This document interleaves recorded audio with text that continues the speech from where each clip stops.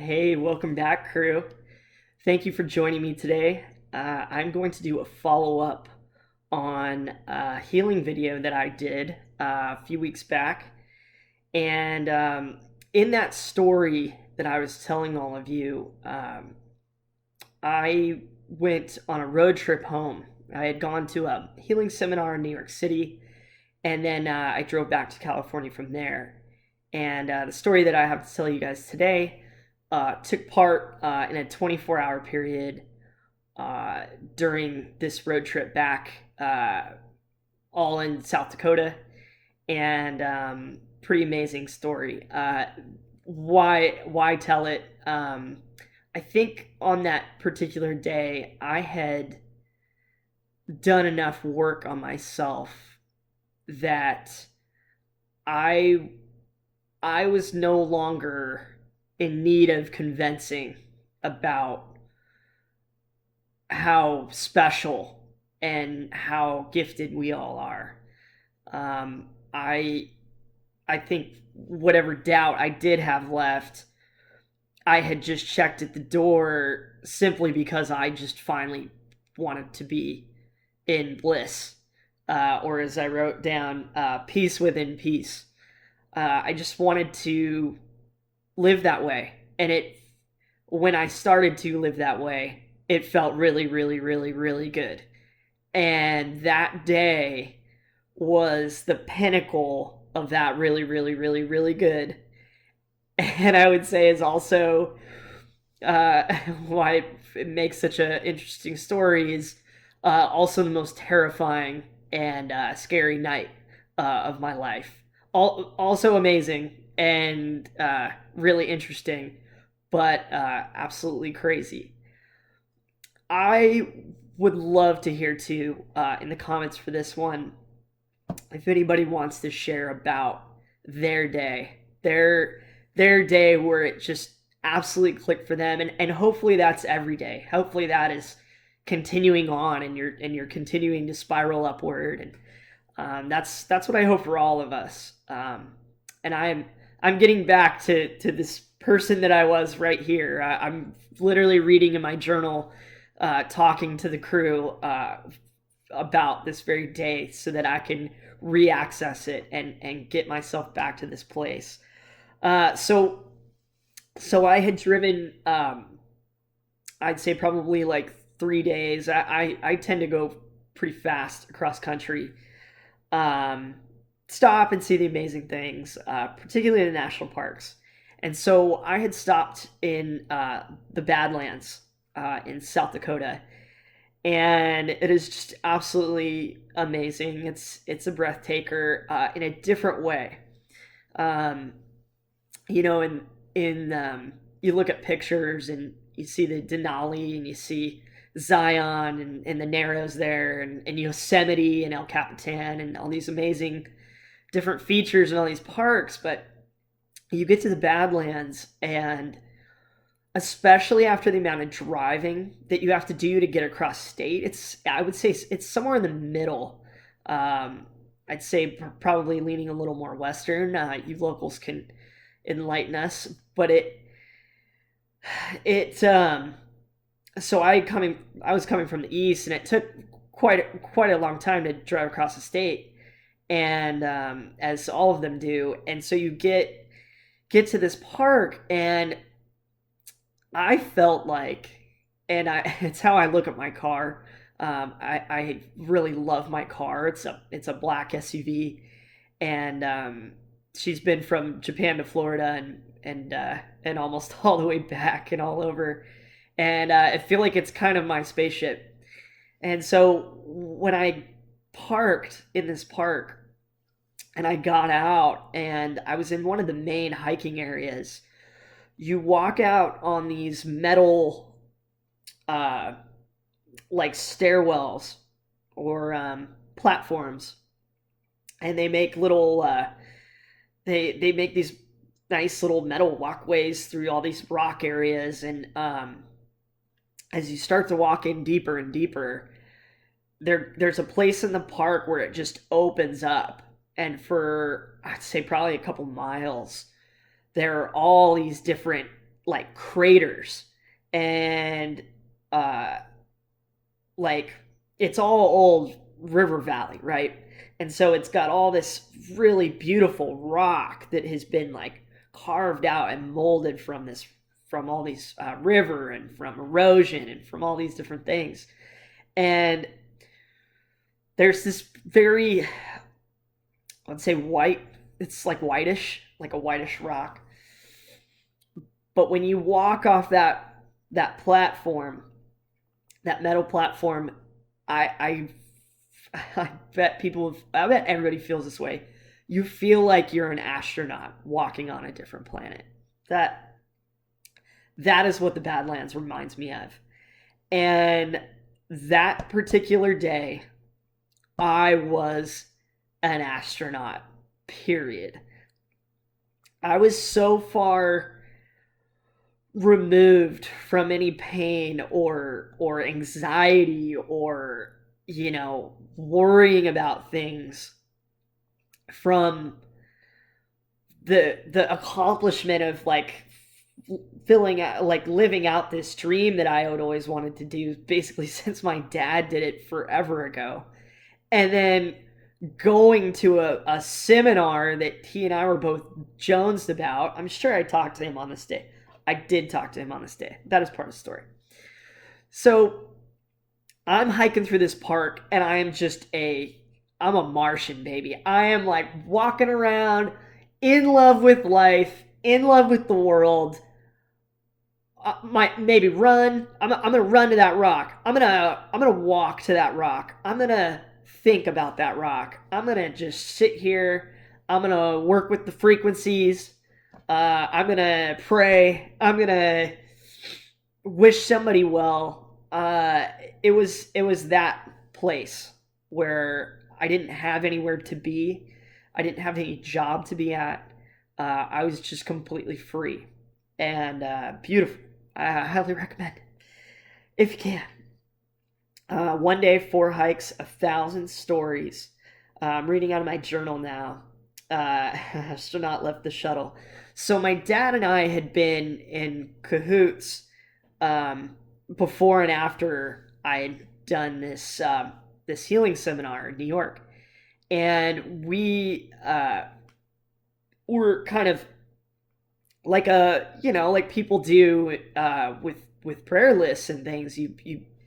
Whoever wants it, whoever wants the prayer, the healing, or the energy, or the whatever we can offer, right? Whatever's going on, and however we can manipulate it, or try to send it off to you. We were trying to do that in the way that we had learned, and the ways, the energy, and the ways that we felt it, and so we're working together. And at the time, I want to say it was a motorcycle crash, and our friend, now friend Scotty, who I want to say is best friends with our really good friend Rick. And shout out Rick and Jana, love you guys. So I want to say it was Rick's best friend, got in this accident, and um, it came up in conversation somehow with my dad and all that. Scotty's in an accident. Dad and I are talking healing session on Scotty, right? So do this healing session on Scotty. So I'm walking through the park, and I'm walking through, and there's this. I'm just gonna call it Pride Rock, so you can kind of picture. Around it is all valley and plains, basically.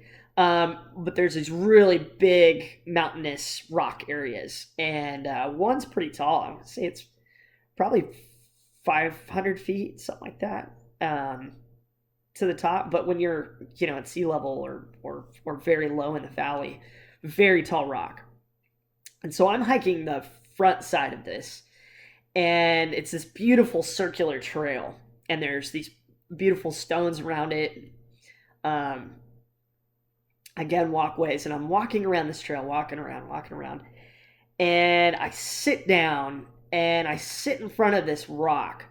And this rock is like hexagonal, I would say. It had no earthly business being where it was, and it didn't look like it had been carved. It just didn't look like it man had worked on it. Maybe they had, but it was a very interesting rock. It's like, okay, it's not man-made. It's right here. It's kind of different looking. It looked kind of granite, whereas everything else looked a little more like sandstone. So I'm sitting there and sitting and enjoying this rock and doing some more healing sessions at the time.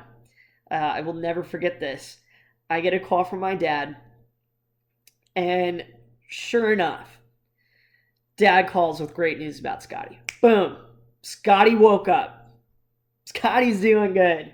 So we're just Jones, right? We're like, we're in it, we're feeling it, we're like so excited for Scotty, and we're like excited that we get to be a part of sending that kind of energy outward. And I would think my dad would agree with this too, but we heal ourselves. I'm not sitting here waving my hand healing you. Maybe, but I really think it comes from within, and when you want it, and it somehow there's a way, right? Or he just woke up, and so we get off the phone, had this great chat with my dad, and I decided to do the big hike, which is around the backside, and you get to go up to the top of Pride Rock there, and so I go around this backside, and there's two cute girls walking, doing the hike too. And so, talking to them a little bit, but I'm, spiritual astronaut guy. And I'm like, cool, ladies, have a nice day. Um, and we have to climb up this ladder. There's like a 70-foot ladder that you take up because you're in this like riverbed, and they built this gorgeous ladder. It's probably it's pretty steep. It's a pretty steep ladder. So you gotta climb up this thing. So it's a commitment. Then you get to the top and you traverse, I would say about a quarter mile, and you get to this outlook. You get to this place in the rocks where it just forms a U. And you could probably stand arm to arm with about 5, 6 people and just look out at the plains. You can see, it feels like you can see across the state from this point. And it's so cool. So cool. So I get up there, and some people were there, and they're kind of, hanging out, and, said hi, and they took off, back down on with their day. And I was just sitting there in appreciation with life. I also did, and I'm so glad I just remembered who yes. I did a healing session on my friend Lori, my friend Catherine's mom, on this space, on this place. I forget what she was going through specifically at the time, but healing session for Lori. I was specifically tuning in on her. So doing the session and waving my hands around and feeling these little magnetic tingly bits, and going with it, right? Just going with it, going with the universe, see what happens. I'm here, aren't I? It's crazy. So sitting there in this window, and I see this magpie. It's a big magpie. He at least a foot long with his tail, real long tail, gorgeous. So this magpie lands and is kind of across the U from me, and he's sitting there, and he's pretty calm, and he's kind of bobbing around. And he's like, we had a mental conversation is what happened. It's the only explanation I have for the story. I'm sorry, I can't sound more normal than that. But we have a conversation. He's like, hey, what's up, man? And I'm like, dude, how are you? What are you doing? And this bird starts bopping towards me. He starts coming closer and closer. Now he's in the middle of this U, and I'm kind of sitting on the left edge. And I'm just staring at him, just so like feeling it, just feeling the energy of the world, and just so thankful that I love birds, and I could be one of those nerdy like bird photographer guys and just be sound as a pound, right? So so this guy is just most welcome, and he felt that, he felt it, because I'm not kidding. This bird looks at me and he's like, "Hey, Brent, check this out." And I'm like, okay, all right. And there's like a second or two, and he kind of bobs up onto this little rock. There's like a little mantle on the edge. And off the front of this edge is a cliff. It's like 100 feet down. It's a cliff. Like you do not want to fall down this cliff. And he bobs to the edge, and he starts wiggling his backside. He starts wiggling his big magpie tail, and it's like arcing up in the air, like he's taking off in like the rescuers down under. And I'm sitting there, and I'm like, yeah, yeah. And in my head, I'm just like, send it, bro, send it. Bird takes off, and I'm not kidding.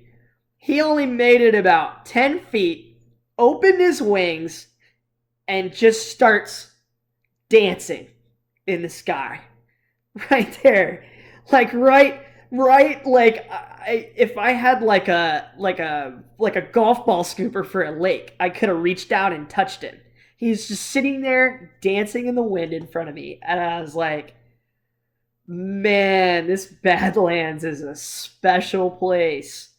I had heard some amazing things, but this is like, I was feeling it, guys. This is it was just different. It wasn't a normal bird run in. This is different.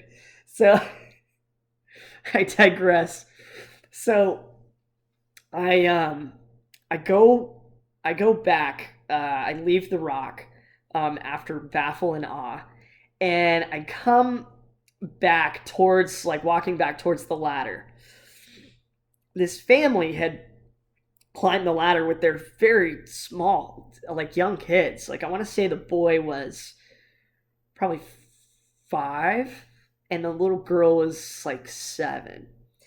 And kudos for getting up there, you too. So parents are walking with them, and the little boy is amped, and he's way out in front, and he's so excited, and I've felt so good for him. I was like, yeah, good for you. Like, it's gonna be a cool day. And the parents walk up, and they have this girl. She's like 7, and she had big blue glasses on, just like what I grew up with. Like, I was like looking in the mirror almost. I was like, wow, like, these really cool blue glasses, like those are like mine. And she's like, this really seemed like this really sweet, cute, shy little kid. And she's on this crazy hike, and she looks at me and she says hello. And I wrote all this down. It was so cool. And she said hello, and she had this big smile, really big smile. It's just like the sunshine. And I looked at her, and I said to her, kind of peripherally to her parents, I was like, you are about to see something very beautiful. Where they were headed was very beautiful, but I knew that they were going to have some thing like that. And that was what I wanted to put out, was that they were going to have some special miraculous thing, that made them think more than being on a cliff or a bird, but made them kind of feel special, right?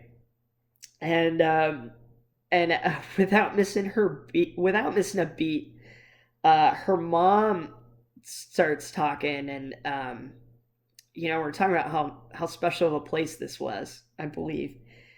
And I'll never forget, she said, it's important to try to find a little magic in each day. And so she's saying, so she's saying that to me, and this little girl smiling, and she's like the cutest kid that's ever lived. And after what I said, I started to cry. I started to cry. I was like, I was in that place. I was feeling that good, everybody. And so I was just like, okay, it's been nice talking to all of you. Like, I think I'm gonna go now. Bye. So I gotta I gotta walk away, and I go back to the ladder, and the girls are there. So one of the girls had climbed all the way down the ladder, and one of the girls was still at the top, and she was just terrified. She's terrified. Climbing down is always the worst, everybody. I've been climbing my whole life, up trees, mountains, all sorts of stuff. Climbing down is the worst. And she soldiered on, but she did take a little convincing. And so she climbed down really slowly, and and they get to the bottom, and she's so relieved, and she's feeling great. And I was happy, and I was like, okay, all right, my turn. And from healing, miracles, crying, you know, super fueled by an amazing life, that it all culminated in this like one day.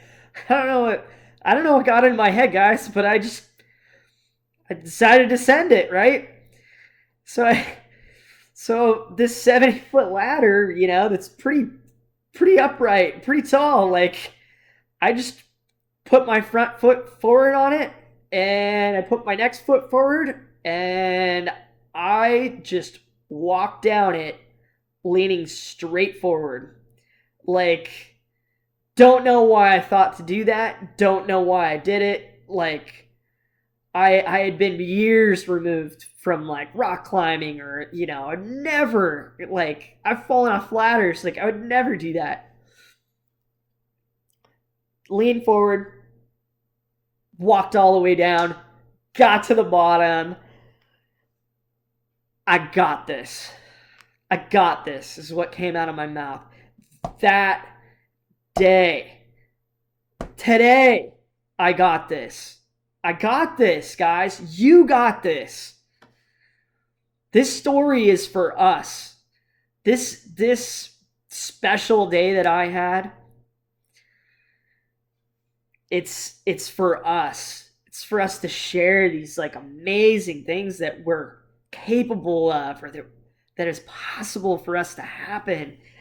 I'm so happy just opening my journal and sharing it with you right now. I'll go on. So, yeah. So the nightfall comes. So I go to drive out of there, and the drive to, I want to say it's like 45 minutes to Mount Rushmore. Oh, swore up and down I was going to Mount Rushmore. So I'm going, right? I get down the highway, and down the highway is the nastiest. And I've been in some real shit storms in my life. Real bad. I've been out hiking when it was like hitting trees in front of me and stuff. Real bad lightning. This was terrifying. This was pure black sky. 3 lightning bolts hitting around the road, 5 to 10 miles ahead of me. Just absolutely disaster. I was like, okay, well, I'm not doing that. I'll just wait, and I'll go tomorrow. So I drive back into the park. I drove through this little town, and there's like an 8-mile stretch of road that is dead straight. I want to say the name of the town is Page. I think the name of the town is Page. But so an 8-mile road, it goes all the way back into the park. And as you get into the park, you start to climb up these hills, and there's all these parking lookouts because the views everywhere are amazing.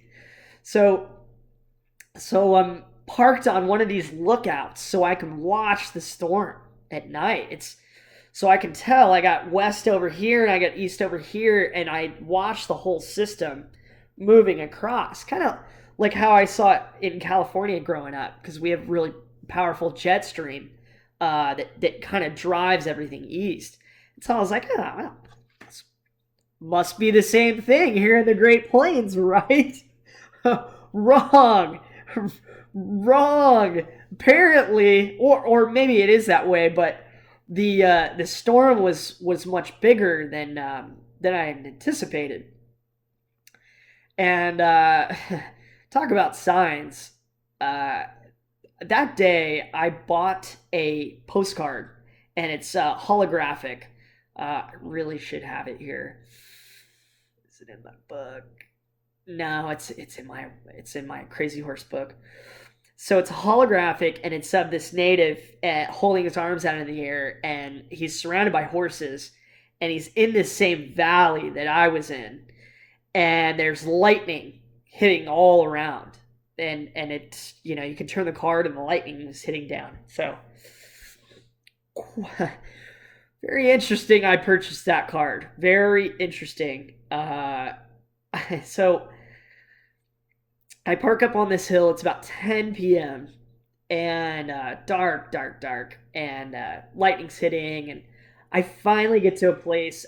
Lightning makes me pretty nervous. Again, I've been in some real messes, and I don't know. I just I don't like it. I love to look at it. I think it's absolutely beautiful and amazing. But it's when you're in it, it's gnarly. I don't care who you are. So I finally pass out, and I remember waking up, and it wasn't like a normal wake up. It was kind of like if somebody pushed your shoulder. It's like, hey, like we gotta go, we gotta go, we gotta go right now. Brent, you gotta get up, get up, get up. I wake up, and I just see light from going to bed, seeing black sky. All I see is white light all around me. I parked alone in this parking lot, and I could feel lightning all around on every side of my car. And I'm sitting in a car basically on top of a mountain. And I was like, no way did this thing shift. No way am I here right now. Like, no way. Like, this is so gnarly. This is not good. So I start my car, and I'm like, you know what? If I'm gonna bite it, I'm gonna bite it on this road, and I'm gonna go to this town, and I'm gonna park next to a building or something. And I don't want to be the tallest thing out here. I just don't. I don't want to be in metal. I don't want to be in any of it. So I I start driving down this hill, and it is a whiteout. There is so much hail and wind that as soon as I got down the hill and I leveled out, it felt like I was in a tornado. Like it is the closest thing that I could imagine to being in the midst on the peripheral of a tornado. The wind was like I could only drive I think like 25-30 miles an hour these 8 miles, which it just felt like an eternity. And what do they say? When you've gone through these amazing times, when you have the most amazing day of your entire life as a person, like you gotta try to bring it back in those moments. You gotta try to bring your strength of who you are in those moments. And I did pretty good. I didn't wet my pants. I'll put it that way. So I did pretty good. And I was talking a lot. I was kind of conversing, and I was like, please help me get out of this one. That this, I'm really not comfortable. Um, and look, in hindsight now, I wish I had kind of stayed and just wrote it out, and not stressed about it. That like, yeah, okay, you might get hit by lightning, but probably not. It happens, but uh, I don't know. Like, I don't know if I would have that night. I don't know. Maybe I would have, and that's why I got woken up. So I drove to this town, and till 4 or 5 in the morning, lightning is hitting inside the town. Lightning bolt hit behind my car. Probably, my guess is like 50 feet away, and it rocked my entire car. And it was so loud, so bright. Like I saw that really bright neon blue, where it's so bright, and when it's dark, it's so bright that it looks blue. Amazing. It was absolutely amazing.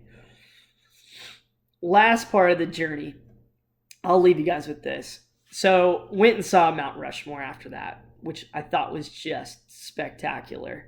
I You can't tell from the photographs of it, but the mountain that it is built on, excuse me, is breathtaking. The trees around it, the rocks at the base of it that they carved the faces and drop the rocks down into the valley below. Amazing. It felt like a little part of Yosemite out there in this mountain. And when you drive and you continue down the road south, you can pass by and look at a window or a portal, and you can see the side of one of the faces. And I highly recommend you do that if you were going through. So the last part is I went and saw the Crazy Horse Memorial, which a lot of people don't know about. And for the purposes of this video, is so cool. Crew, if you ever get a chance to get out there and you're road tripping, and I think I'd go see Crazy Horse even over Mount Rushmore. But I've read books about Crazy Horse, and I'm a big fan. That was another part of why I wanted to go there. And so I get there, and I'm just completely exhausted. I have vented all energy. I'm a zombie walking around, just trying to get over that anxiety of you know this amazingness and this life that I was in pursuit of, and then feeling like I was going to die in the same day. And I'm sitting in the movie theater that they have at Crazy Horse Memorial, and they tell you the story of the family. I believe it was a Scottish family, and they uh, were commissioned to do um, this build, but I think they really kind of fought for it, and they built a town in this area where it's at, and they made their lives there. And since then there have been generations of their children who have taken up the mantle to continue to build this amazing memorial, this amazing statue in the middle of nowhere, to just bring people awe and wonder and respect and pride to the tribe. And so I got to the end of this video, and I bawled my eyes out, you guys. I bawled my eyes out, and I I feel like it closed the book again. It was that talking to that family on the hill, and knowing that our friend Scotty's okay, and that I'm gonna be okay, and I'm not alone. There's like people like me, like my dad, um, all these people who are texting me and calling me from this seminar, and and friends that I'd reached out to over the course of the year, and we were coming back together, and it just everything that I just told you guys, uh, could happen to any of us, and uh, it's special to me because of the state of mind that I was in, and I really hope that parts of it struck a chord. I really want to be upfront and honest with you guys about the healing stuff and spiritual things, because I want you to feel free here to talk to us about it. because that's who my dad and I are. We're really excited and love this world, and we've both been a part of amazing spiritual gifts, of being the recipient and the giver and the observer, and so the woo in any form, guys, whether it's political science or the economy or the powers that be or spirituality or healing or any of these things, I'm here to tell you, crew, they're not off the table for us.